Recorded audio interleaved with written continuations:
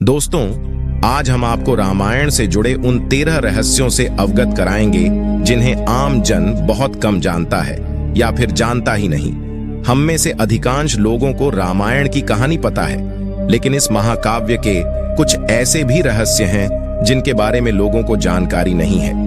रामायण के ऐसी ही 13 रहस्य को उजागर कर रहे हैं। ऐसा माना जाता है कि मूल रामायण की रचना महर्षि वाल्मीकि द्वारा की गई थी, लेकिन कई अन्य संतों और वेद पंडितों जैसे तुलसीदास, संत एकनाथ आदि ने इसके अन्य संस्करणों में भी रचना की है। आज हम महाकाव्य और इस महाग्रंथ से जुड़े उन रहस्यों को उजागर करेंगे जिनके बारे में बहुत कम लोग जानते हैं। नंबर 1, रामायण के हर 1000 श्लोक के बाद आने वाले पहले अक्षर से गायत्री मंत्र बनता है।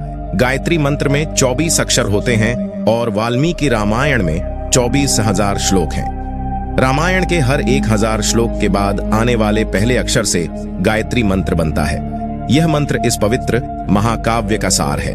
गायत्री मंत्र को सर्वप्रथम ऋग्वेद में उल्लेखित किया गया है। नंबर 2, राम और उनके भाइयों के अलावा राजा दशरथ एक पुत्री के भी पिता थे।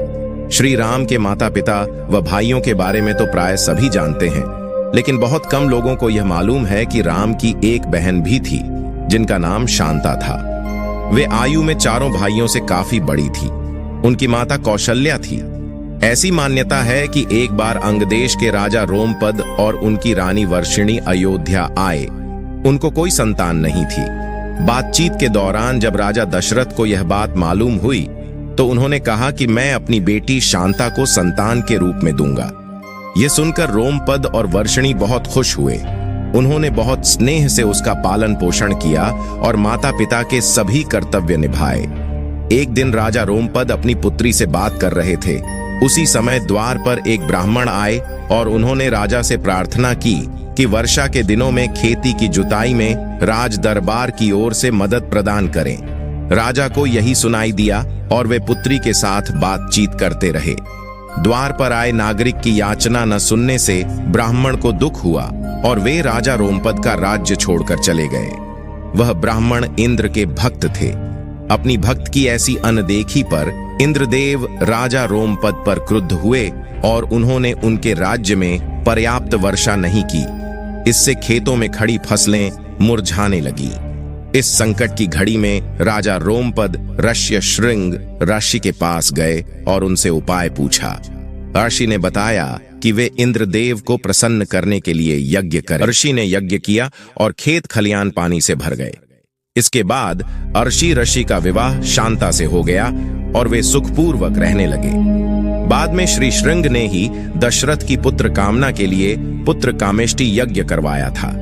जिस स्थान पर उन्होंने यज्ञ करवाया था वह अयोध्या से लगभग 29 किलोमीटर पूर्व में था और वहां आज भी उनका आश्रम है और उनकी तथा उनकी पत्नी की समाधियां हैं।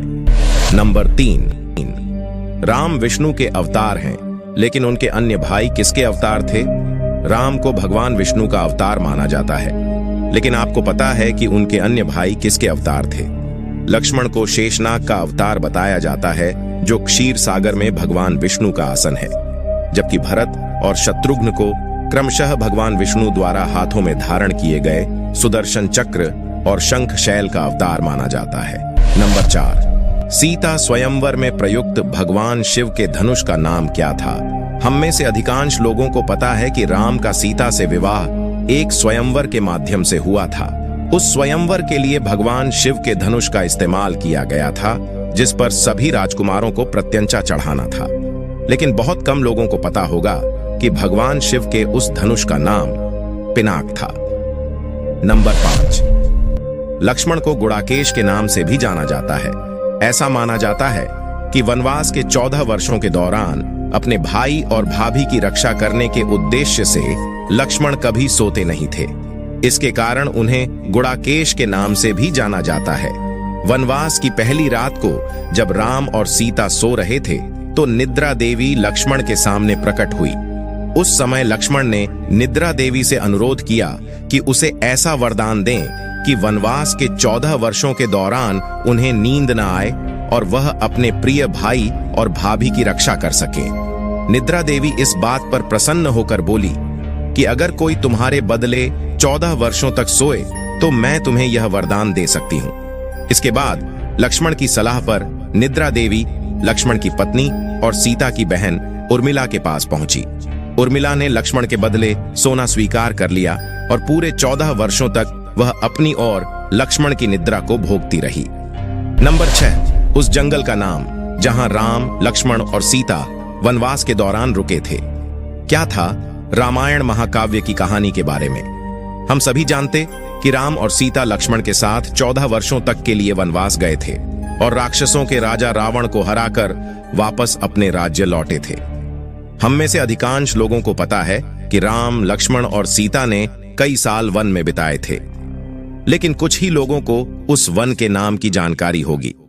उस वन का नाम दंडकारण्य था, जिसमें राम, सीता और लक्ष्मण ने अपना वनवास बिताया था। यह वन लगभग 35,600 वर्ग मील में फैला हुआ था, जिसमें वर्तमान छत्तीसगढ़, उड़ीसा, महाराष्ट्र और आंध्र प्रदेश के कुछ हिस्से शामिल हैं। उस समय यह वन सबसे भयंकर राक्षसों का घर माना जाता था, इसलिए इसका नाम दंडकारण्य था, जहां दंड का अर्थ सजा देना और अरण्य का अर्थ वन है। नंबर 7, लक्ष्मण रेखा प्रकरण का वर्णन वाल्मीकि रामायण में नहीं है।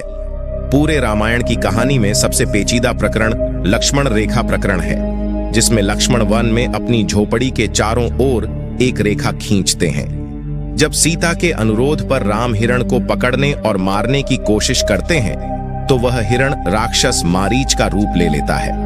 मरने के समय में मारीच राम की आवाज में लक्ष्मण और सीता के लिए रोता है। यह सुनकर सीता लक्ष्मण से आग्रह करती कि वह अपने भाई को मदद पहुंचाए, क्योंकि ऐसा प्रतीत होता है कि उनके भाई किसी मुसीबत में फंस गए हैं। पहले तो लक्ष्मण सीता को अकेले जंगल में छोड़कर जाने को राजी नहीं हुए, लेकिन बार बार सीता द्वारा अनुरोध करने पर वह तैयार हो गए। इसके बाद लक्ष्मण ने झोपड़ी के चारों ओर एक रेखा खींची और सीता से अनुरोध किया कि वह रेखा के अंदर ही रहे, और यदि कोई बाहरी व्यक्ति इस रेखा को पार करने की कोशिश करेगा तो वह जलकर भस्म हो जाएगा।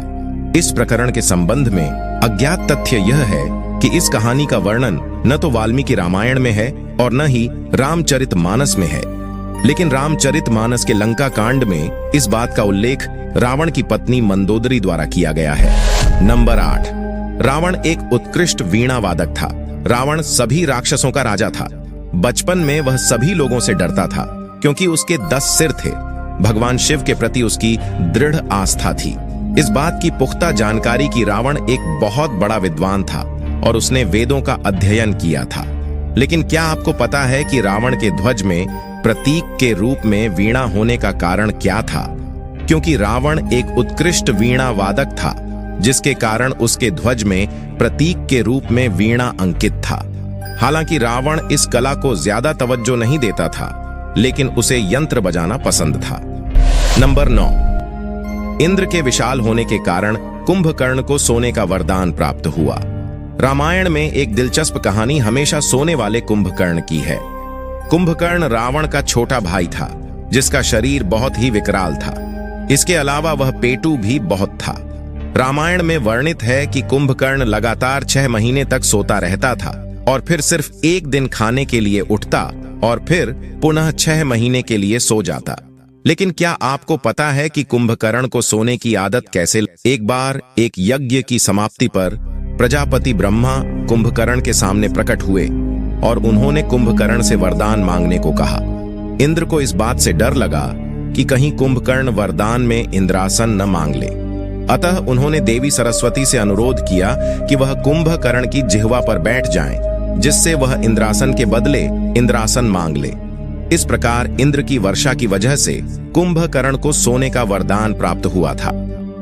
नंबर 10, नासा के अनुसार रामायण की कहानी और आदम का पुल एक दूसरे से जुड़े हुए हैं।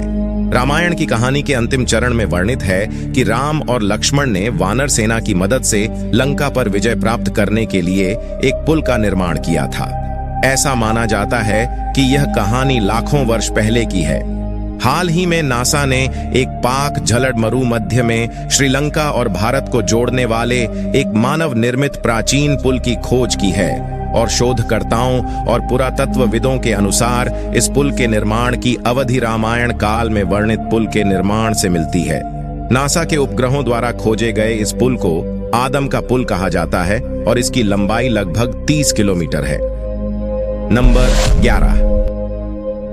रावण को पता था कि वह किसके हाथों मारा जाएगा।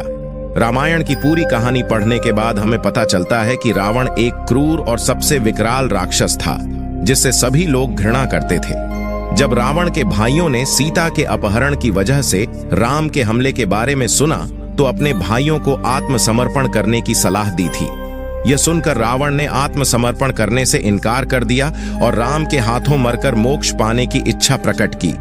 उसने कहा कि अगर राम और लक्ष्मण दो सामान्य इंसान तो सीता मेरे पास ही रहेगी, क्योंकि मैं आसानी से उन दोनों को परास्त कर दूंगा, और यदि वे देवता हैं तो मैं उन दोनों के हाथों मरकर मोक्ष प्राप्त करूंगा। नंबर 12। आखिर क्यों राम ने लक्ष्मण को मृत्युदंड दिया? रामायण में वर्णित है कि श्री राम ने न चाहते हुए भी जान से पहले अपने छोटे भाई लक्ष्मण को मृत्युदंड दिया था। आखिर क्यों भगवान राम ने लक्ष्मण को मृत्युदंड दिया था?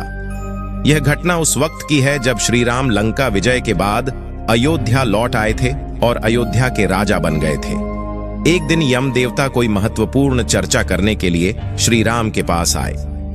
चर्चा प्रारंभ करने से पूर्व उन्होंने भगवान राम से कहा कि आप मुझे वचन दें, जब तक मेरे और आपके बीच वार्तालाप होगी हमारे बीच कोई नहीं आएगा, और जो आएगा उसे आप मृत्युदंड देंगे। इसके बाद राम लक्ष्मण को यह कहते हुए द्वारपाल नियुक्त कर देते हैं कि जब तक उनकी ओर यम की बात हो रही है वह किसी को भी अंदर न आने दें, अन्यथा वह उसे मृत्युदंड देंगे। लक्ष्मण भाई की आज्ञा मानकर द्वारपाल बनकर खड़े हो गए। लक्ष्मण को द्वारपाल बने कुछ ही समय बीता था कि वहां पर आशी दुर्वासा का आगमन हुआ।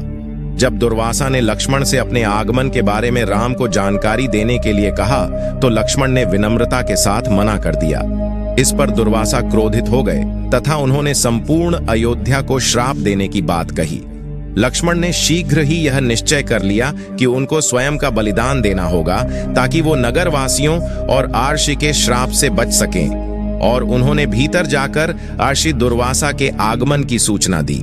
अब श्री राम दुविधा में पड़ गए क्योंकि उन्होंने अपने वचन के अनुसार लक्ष्मण को मृत्युदंड देना था। इस दुविधा की स्थिति में श्री राम ने अपने गुरु वशिष्ठ का स्मरण किया और कोई रास्ता दिखाने को कहा। गुरुदेव ने कहा कि अपनी किसी प्रिय वस्तु का त्याग उसकी मृत्यु के समान ही है, अतः तुम अपने वचन का पालन करने के लिए लक्ष्मण का त्याग कर दो। लेकिन जैसे ही लक्ष्मण ने यह सुना तो उन्होंने राम से कहा कि आप भूलकर भी मेरा त्याग नहीं करना। आपसे दूर रहने से अच्छा है कि मैं आपके वचन का पालन करते हुए मृत्यु को गले लगा लूं। ऐसा कहकर लक्ष्मण ने जल समाधि ले ली। नंबर 13। राम ने सरयू नदी में डुबकी लगाकर पृथ्वीलोक का परित्याग किया था। ऐसा माना जाता है कि जब सीता ने पृथ्वी के अंदर समाहित होकर अपने शरीर का परित्याग कर दिया तो उसके बाद राम ने सरयू नदी में जल समाधि लेकर पृथ्वीलोक का परित्याग किया था। आशा करता हूं हमारी आज की वीडियो आपको पसंद आई होगी।